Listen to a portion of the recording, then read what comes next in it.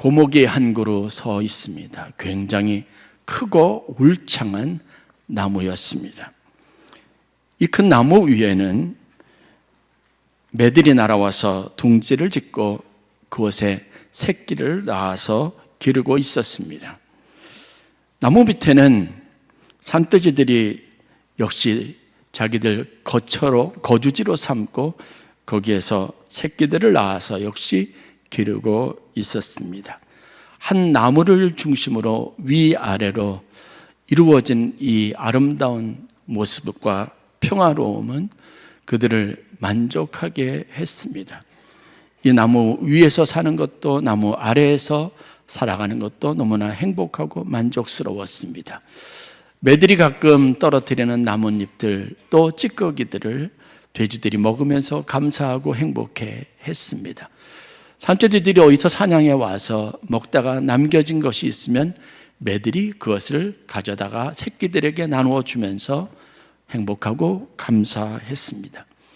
이것을 늘 시기심에 지켜보던 여우 한 마리가 있었습니다. 여우가 이들이 가지고 있는 평화로움을 깨고 싶은 심술이 났죠. 그래서 어느 날 매에게 달려가서 매에게 이렇게 말합니다. 나무 밑에 있는 돼지들이 호시탐탐 너희 새끼들을 잡아먹으려고 한다는 거 알고 있니? 가끔 나무들이 쿵쿵하고 울리는데 그게 둥지에 있는 내 새끼들을 떨어뜨리려고 하는 거고, 지금 보면 나무 밑에 흙이 파져 있고 거기 뿌리들이 이렇게 앙상하게 드러나 있지 않느냐? 그거 나무를 갉아서 결국은 넘어뜨려서 내 새끼들을 다 잡아먹으려 하는 이 멧돼지들의 간교한 꾀라고 이야기합니다. 그리고 여우는 돼지에게로 가서는 이렇게 말합니다. 나무 위에 있는 매들을 조심해야 한다. 저 매들이 얼마나 사나운지, 너 저 매가 나를 사냥하면서 잡아오는 그 목이 얼마나 빠르게 날쌔게 낚아채서 잡아와서 먹고 또 새끼들에게 먹이는지 보았지. 너 위에 있다고 이웃이라고 방심하지 마라. 저 매들이 날아다니면서 언젠가는 내 새끼들을 잡아먹을 거야. 이렇게 말합니다. 가끔 매들이 내려와서 어슬렁거리면서 아무 해도 끼치지 않는 것 같지만 가만히 두고 보면 그 매들이 언젠가 너희 새끼들을 잡아먹으려고 기회를 엿보는 것뿐이라고 이렇게 이야기를 합니다. 이 이야기를 여우로부터 듣고 난 다음부터 이 큰 고목나무가 서 있는 곳에 이들이 둘 매와 돼지들의 삶에 큰 변화가 왔습니다. 서로 믿지 못하는 상황이 된 겁니다.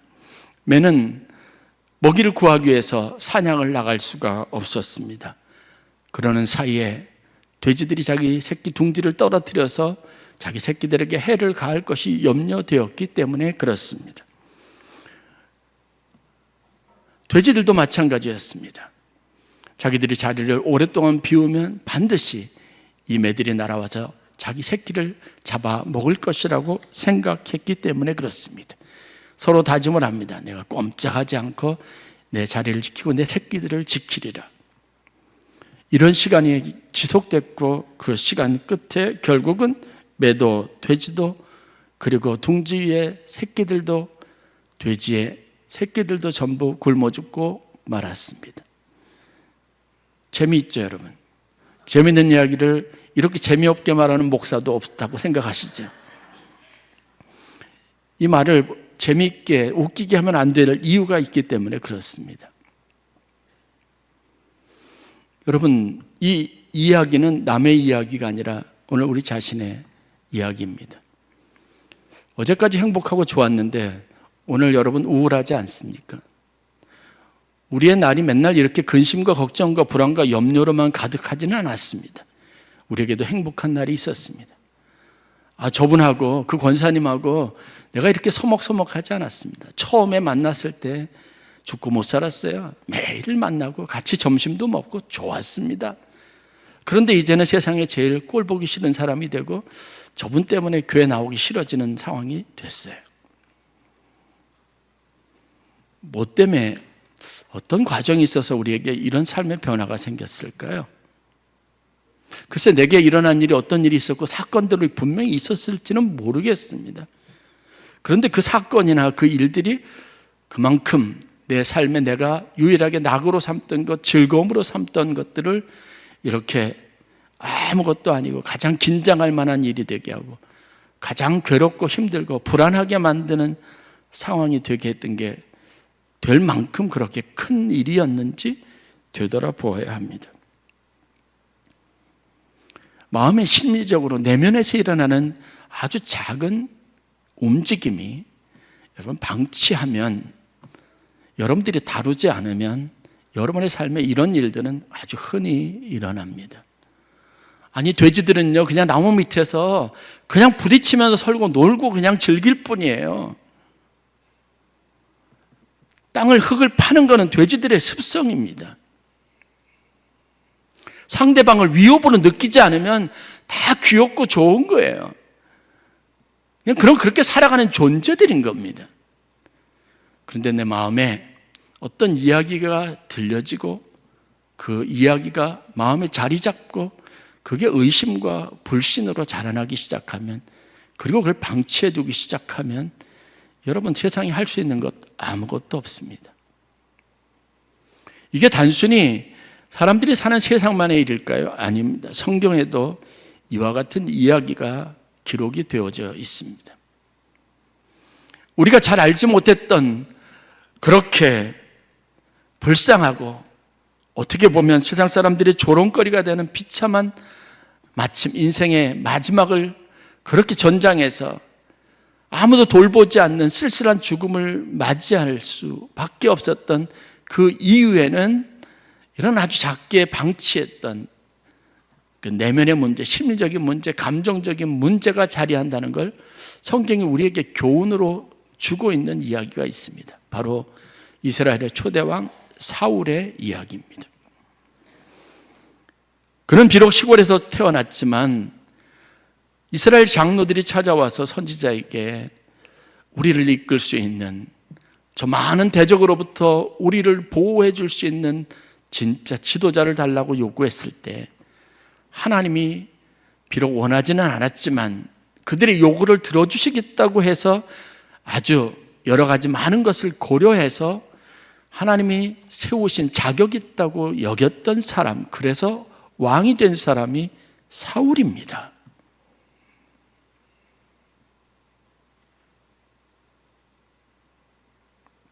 성경에 보면 그는 책임감 있는 사람이었고 또 성경에 그는 예언하는 선지자와 같은 사람이었습니다. 그가 이끄는 이스라엘 군대는 블레셋과의 수차례 싸움에서 계속해서 승리했습니다. 사울의 특징은 항상 앞장서는 사람입니다. 그래서 그가 손수 모범을 보이고 그의 칼에 수없이 많은 블레셋 사람들이 쓰러지는 것을 보고 이스라엘 군대가 용기를 100배 되어서 전쟁을 수행했으니까요, 이길 수밖에 없는 겁니다. 더군다나 하나님이 그를 기름 부어 세웠습니다. 그런데 그런 사울에게도 극복하지 못했던 한 가지 문제가 있었습니다. 그런 사울의 인생에 비참하게 20년도 채 안 되는 그의 왕으로서의 역사에서 가장 비참하고 사람들의 조롱거리가 될 수밖에 없는 그런 안타까운 끝맺음이 될 수밖에 없었던 이유 한 가지가 있었습니다. 그게 뭐냐면 감정적인 불안감, 좀 더 우리가 좀 쉽게 심리학적으로 보면 낮은 자존감입니다. 내가 어떤 사람인지 스스로 알지 못하는 거예요. 사람들은 다 인정하고 하나님은 인정하는데 스스로 그렇게 동의하지 못하는 거예요. 이 낮은 자존감으로 생기는 불안감 때문에 사울은 평생 발목에 잡혀서 이 감정의 노예로, 그리고 부정적인 자라나는 감정을 더 통제하지 못해서 시기하고 질투하고 자기에게 있어서 가족과 같이 자기의 평생의 위로가 되었던, 자기의 칼과 방패가 되었던 사랑하는 다윗을 죽이려고 혈안이 되어서 10수년을 그렇게 집요하게 쫓아다녔습니다. 누가 뭐라고 하지도 않았고 다윗이 위협하지도 않았습니다. 그 옆에서 딸 미갈이 아들 요나단이 만류하고 아니라고 말해도 아버지는 이 감정을 극복하지 못했습니다. 여러분들이 보는 것처럼 이 낮은 자존감 때문에 성경에 사울에 대해서 이야기하는 몇몇 이야기들이 있는데, 여러분 어떤 이야기가 있냐면 그가 기름 부음을 받았어요. 아주 훌륭한 왕이었습니다. 사무엘이 인정할 만한 겁니다. 이건 다윗을 선정할 때하고 완전히 다른 상황이에요. 그렇게 사무엘이 만족할 만한 왕으로 그를 세웠고, 이 과정에 하나님이 세우셨다는 것을 증명해 보이시기 위해서 이스라엘 각 지파들에 있는 많은 사람들 다 모았습니다. 그곳에서 제비뽑기를 했습니다. 하나님, 이 사람에게 기름 부음이, 이 사람을 기름 부어 세우신 것이 하나님의 뜻인 것을 이 백성에게 보여달라고 하는 자신감이 사무엘에게 있었죠. 제비 뽑는 자리에 사울이 있었습니까? 없었습니다.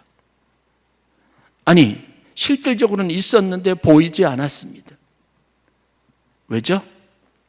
성경에 보면 사울은 사람들이 가지고 온 짐들, 그 행구들 뒤에 틈에 몰래 숨어서 이 일이 어떻게 되는지, 왕을 제비 뽑게 하는데 그 과정이 어떻게 되는지 숨어서 지켜보고 있었다고 합니다. 여러분, 이미 기름 부음 받는 사람인데, 내가 왕인데, 하나님이 인치셨는데, 그러면 그 자리에 있어야죠. 그래서 사람들이 딱 제비 뽑는 순간에 그 눈앞에 그 제비 뽑는 당사자가 사울이 되어야 하는 겁니다. 그런데 사울은 그렇지 않았습니다. 제비를 뽑았는데 이름만 있고 사람은 없습니다. 찾았습니다. 그랬더니 행구 사이에 숨어 있어요. 거기서 쭈뼛쭈뼛. 블레셋과의 큰 전투가 일어납니다. 그 어느 때보다 큰 전투입니다.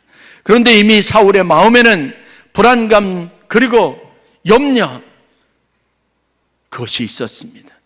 하루가 지나도 사무엘이 오지 않고, 이틀이 지나도 오지 않고, 오겠다고 했던 사무엘이 오지 않자 약속했던 7일을 넘기지 못하고 불안했던 사울이 했던 일이 무엇입니까? 자기가 스스로 제사장이 돼서 제물을 잡고 그것을 가지고 번제로 하나님 앞에 제사를 드렸습니다. 그래서 하나님 앞에 여러분 실망시켜 드렸습니다. 아들이 아무리 아니라고 해도 그 아들이 그토록 사랑하는 그 동무 다윗을 죽이려고 애를 씁니다. 오히려 요나단에게 그 든든한 우정을 가지고 굳건한 믿음을 가지고 아버지를 오히려 안심하려고 했던 요나단에게 바보 같은 놈이라고 말합니다. 내가 그렇게 있으니까 내가 물려받아야 할 왕자리는 내 것이 되지 않을 거라는 거예요. 다윗에게 빼앗길 것이라는 거예요. 여러분, 그건 사실이 아니죠. 사울이 가지고 있던 의심이고 불안감이 그것을 현실로 만든 겁니다. 이게 남의 이야기입니까? 우리 안에도 이런 사울이 있습니다. 낮은 자존감, 극복하지 못했던 심리, 감정, 이것을 방치하고 키워서 결국은 우리가 그런 사람이 된 겁니다. 여러분 훌륭한 분들입니다. 여러분들에게 있는 능력도 크고 하나님의 부르심도 조금의 후회가 없습니다. 다윗과 사울의 결정적인 차이가 뭔지 아세요? 사울은 자기 감정에 충실했어요. 내 감정이 솔직하다고 말했고, 그 감정에 여러분 생각과 마음을 다 심었고 다 실었습니다. 결국 그에게 가져다 준 게 뭐죠? 패망의 길입니다. 불안한 겁니다. 살 수가 없었습니다. 왕궁에서 그가 십수년간을 계속해서 괴롭힘 속에 살았습니다. 다윗을 죽이겠다고 그는 왕궁에 있지 않았고 그는 들판을 헤매고 다녔습니다.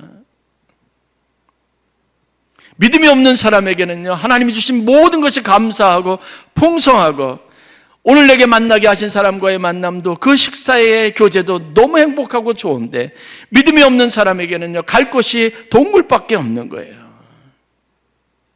사람들이 눈을 피하는 길밖에 없는 겁니다. 여러분에게 있는 핸디캡, 낮은 자존감, 그것으로 인한 불안한 심리, 방치하지 마세요. 그게 여러분의 인생을 망치고 있습니다.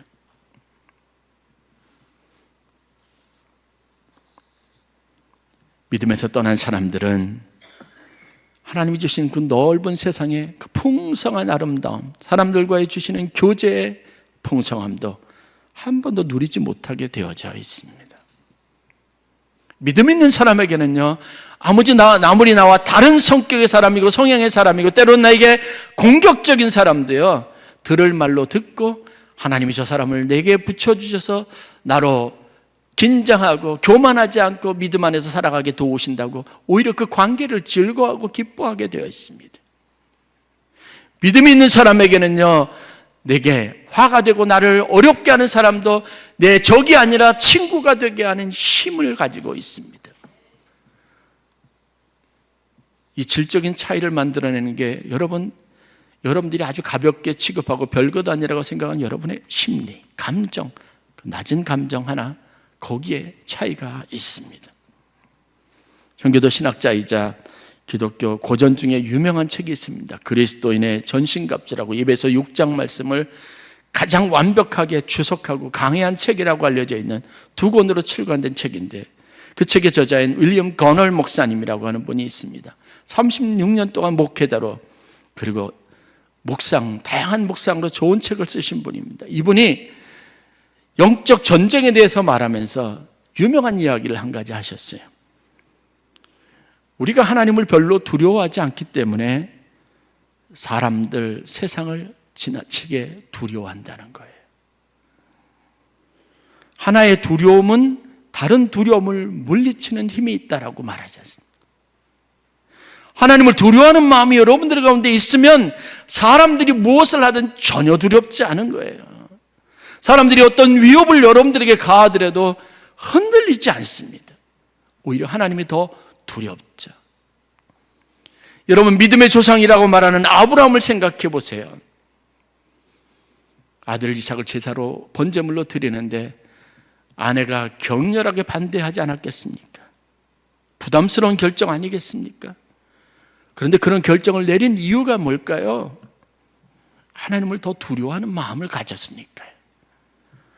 아들을 사랑하는 마음, 내 마음대로 하고 싶은 감정적인 부정이 여러분 얼마나 강한지 여러분 아시죠? 부모로서 자녀를 향하는 그 마음은 여러분 세상에 가장 위대한 마음, 감정입니다. 그런데 그것도 굴복시키지 않습니까? 무엇 때문에요? 하나님을 두려워하는 마음, 하나님을 경외하는 마음 때문에 그렇습니다. 그것을 가지고 하나님은 믿음이라고 여겼던 겁니다. 다시 말해서 우리 안에는 심리적이고 연약한 감정의 문제를 이길 수 있는 단 한 가지 방법은 믿음이라는 겁니다. 사울은 자신이 감옥에 갇혔을 뿐만 아니라 다른 사람 모두의 인생을 비참하게 만들었어요. 딸 미갈의 결혼생활, 행복하고 안정된 결혼생활을 망가뜨렸습니다. 요나단을 쓸쓸하게 전장에서 죽게 만들었습니다. 다윗을, 그의 사랑하는 아들과 같은 난 다윗을, 그의 충복, 그의 칼과 방패가 되어줬던 그 사람을 원수가 되게 했습니다. 나만 불행한 게 아니라 여러분의 마음의 심리적인 불안함을, 근심과 염려, 이거 별것 아니라고 생각하고 방치하고 놔두면 다른 사람들의 인생도 괴롭게 만들고 그 사람들의 인생도 엉망으로 만들어버리는 겁니다. 이게 결코 가벼운 일이 아니에요. 우리가 쉽게 여겨서 안 되는 문제입니다. 내 안에 있는 사울의 모습을 여러분들이 오늘 발견하실 수 있기를 바랍니다. 오늘 하루 여러분들이 감정을 하나, 단어를 써가지고 하나하나 항목별로 리스트업 해보세요. 그러면 여러분 무엇이라고 쓸 수 있겠습니까? 감사, 찬양, 예배, 기쁨, 누구누구 성도의 만남, 교제, 2시에 있을 찬양 집회, 받을 은혜, 그런 건가요? 아니면 다른 쪽에 불안, 근심, 염려, 다른 일, 내가 해결해야 될 문제, 풀어지지 않는 문제, 관계의 어려움, 누구를 어떻게 또 만나야 되고 어떻게 상대해야 되나 하는 근심, 이런 것들이라면 여러분이 이미 여러분의 감정을 그대로 키워가고 있는 거예요. 방치시키는 겁니다. 이 불안한 마음을 믿음으로 바꾸시는 여러분 되시기를 바랍니다. 그러기 위해서 필요한 것 3가지가 있는데, 첫 번째, 하나님이 우리에게 이 감정과 세상의 모든 위협을 이길 수 있는 믿음이라고 하는 강력한 선물을 주셨다는 사실을 알아야 합니다. 믿음은 최고의 힘입니다. 다시 말해서 내 안에 있는 감정적인 연약함을 극복할 수 있는 유일한 힘입니다. 여러분들이 불안하고 여러분의 마음이 흔들릴 때마다 하나님을 믿자, 믿어야 한다. 믿음, 이 단어를 떠올려야 합니다. 두 번째, 불신앙, 불안, 의심, 불신, 시기, 질투. 이것은 우리 인생에 가장 경계해야 할 겁니다. 불안한 마음이 들고 의심이 생기면 경계심을 가지셔야 합니다. 염려해야 합니다. 걱정해야 합니다. 이걸 어떻게 극복할까, 이겨야 할까, 여러분들이 전투적인 자세를 취할 수 있어야 합니다. 세 번째, 자신을 믿지 말고 하나님의 능력과 그분의 신실하심을 믿으시기를 바랍니다. 믿음에 대해서 생각하십시오. 내 안의 불안에 대해서 경계하십시오. 그리고 하나님만을, 그분의 신실하심을 믿으시기를 간절히 축원합니다. 오늘 성경 본문을 보면 야고보 사도가 믿음의 성도들에게 뒤따라야 할 행함에 대해서, 믿음과 행함에 대해서 가르치면서 이렇게 권면합니다.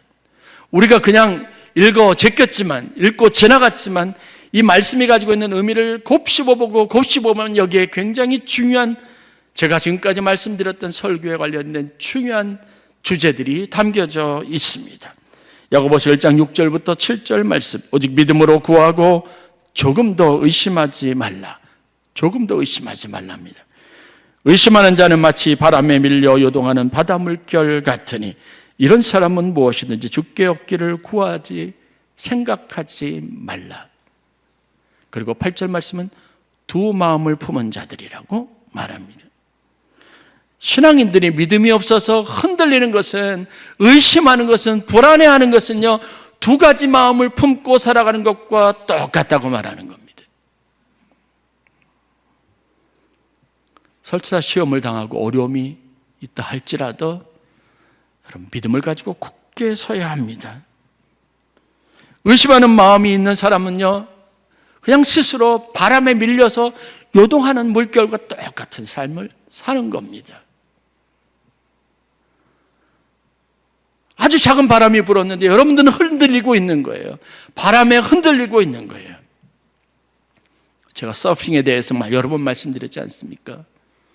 여러분들, 우리가 보드를 가지고 이 물결이 파도가 크게 일기를 기다리는 그런 흥분된 마음, 설레는 마음을 가지고 있는 서퍼들이 되죠. 윈서핑을 할 수 있어야 합니다. 거기에 자기가 이 상황을 통제하지 못하고 이 상황이 내 인생에 주는 의미를 명확하게 하지면요, 그 파도가 나를 덮쳐서 죽일 것 같아서 두려워서 견딜 수 없게 되어져 있습니다. 오직 믿음으로 구하고 믿음의 능력을 사용하라는 거죠. 조금도 의심하지 말라. 이런 사람들은요, 무엇이든지 얻기를 구하지 말아라, 얻기를 생각하지 말아라라고 말합니다. 야고보서 1장 2절부터 4절까지 이렇게 말합니다. 내 형제들아, 너희가 여러 가지 시험을 당하거든 온전히 기쁘게 여기라. 이는 너희 믿음의 시련이 인내를 만들어내는 줄 너희가 알미라. 인내를 온전히 이루라. 이는 너희로 온전하고 조금도 부족함이 없게 하려 함이라. 이 구절이 3절에 걸쳐서 기록이 되어져 있습니다. 이 내용들을 조금 분석해 보면 여러분, 이런 의미가 될 겁니다. 시험이 오면 그것을 기쁘게 여길 이유가 두 가지 있다는 겁니다. 여러분들 누가 위협하거나 여러분들을 흔들어대면 여러분, 내게 좋은 일이 있겠구나, 이렇게 여기라는 거예요.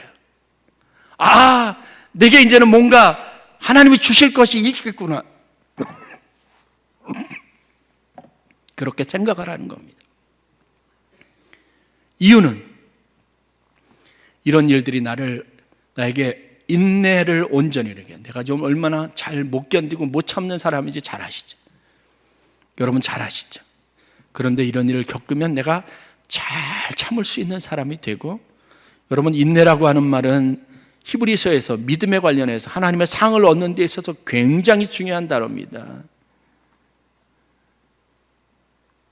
하나님께 나아가는 자는 그가 반드시 계신 것과 그가 자기를 찾는 이들에게 상 주시는 이심을 믿어야 할지니라. 또 하나님의 약속을 성취하기 위해서 우리에게 필요한 것은요, 인내가 필요함은 하나님이 너에게 상 주실 때 그 약속을 온전하게 받기 위한 것이라고 말하지 않습니까? 인내하면 그 다음에 어떻게 돼요? 두 번째 유익이 있는데 그게 우리로 온전한 믿음의 사람이 되게 한다는 겁니다. 이 정도의 유익이 뒤따른다면 여러분 한번 시험이 오면 좀 설레지 않겠습니까? 아, 이제 내가 더 성장하겠구나. 이제 내가 믿음이 더 있겠구나. 코로나가 지나면서 교회들이 사실 실질적으로 그래요. 다 감소하고 어렵다고 말하는데 저는 여러분들과 함께 무엇을 꿈꿨습니까? 기회가 왔다. 기회가 왔다. 우리의 믿음을 증명해 보일 기회. 내가 그동안 신앙생활했던, 내가 말했던 신앙이라는 게 뭔지 이제 안 알게 되었으니까요. 하나님 안에서 내가 어떻게 이런 모든 어려움을 이기고 나갈 수 있는지 하나님이 가르쳐 주셨으니까 이제는 믿음으로 승리하는 방법을 얻게 됐으니까요. 우리에게 다가올 미래는 복된 미래입니다. 아름다운 미래입니다.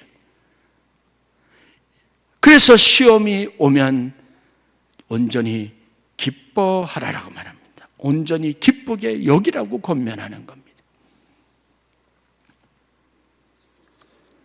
예수님께서 요한복음 14장 1절 말씀에 제자들에게 그 마지막에 십자가를 지는 고단한 과정으로 들어가시면서 제자들에게 이렇게 권면합니다. 오늘 우리에게 주시는 말씀이죠. 너희는 마음에 근심하지 말라. 하나님을 믿으니 또 나를 믿어라. 영어로 말하면 Do not let your heart be troubled. 그냥 마음이 그렇게 요동치고 고통스럽게 방치하지 말아라. 마귀에게 그렇게 너희 염려하는 마음, 근심하는 마음을 던져주지 말아라. 하나님을 믿는 믿음을 가지고 시험을 당하거든 온전히 기쁘게 여기는 마음으로 여러분 대처하실 수 있어야 합니다.